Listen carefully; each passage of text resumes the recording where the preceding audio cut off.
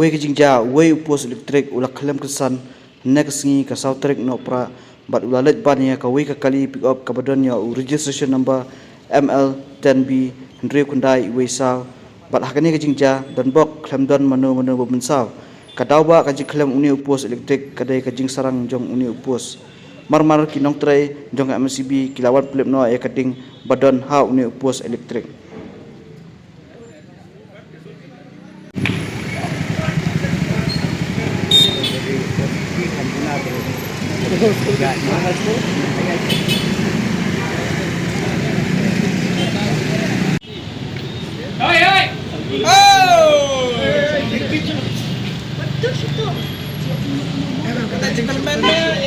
Din mengenali toilet, dia dia mengalami napo toilet dengan malarung po kali, dengan start na kali, dia hang tak kapor, poi phone nya ka, bawa mangan lagi kamano na yok, mo, dia hang tak pada, dia lah start dia kali, dia penyap yang no, dia hang tak kapori, ke phone kampakut lahap no ni post pak, hajrong jangan kali jangan, dia kata dengan ong kamno kan.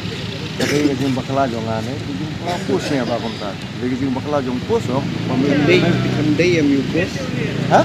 Kali jo kandai upos. Kalau ada yang ada kayak adit kan yang aku pus, nanti aku sport. Iya, entah kan, ngawang itu. Nama apa ke MSB ke di mana? Tak bahagian. Jadi ni bagi dan polos rock, bagi apa kat sambakan. Ba kibriu lihat yang surang lada kies lada to bu kali jong abu sah dia ya in kies lada kidan bayar menu lada kimen saw kibriu kanu kajen ni lada lagi pada ha kajingnya kawan orang lagi sebab apa nak nampak ya kam semua lada bangaya ngali kam semua lagi layu beli keben jong ai ke di dia berkhalam kepada Islam pada Islam kayaknya kita dipikir mengikiran mengiya yang surok dia. Hak anu lapor ganja kemudian dengan sistem mo. Itu pendidikan hidup amalai hala. Selain yang kali KLSB hak perkat dan yang ada bagadi makle yang kali jonga. Om bangali terak mengayo pus jongki kuan terak yang. Mo, pus jongki kuan terak yang. Mentah tadi hafir KMS dia, orang berdirect lebih baik bagi hafir ini bagi hafir sana bagi bahaya kali juga. Tangkatai, please go.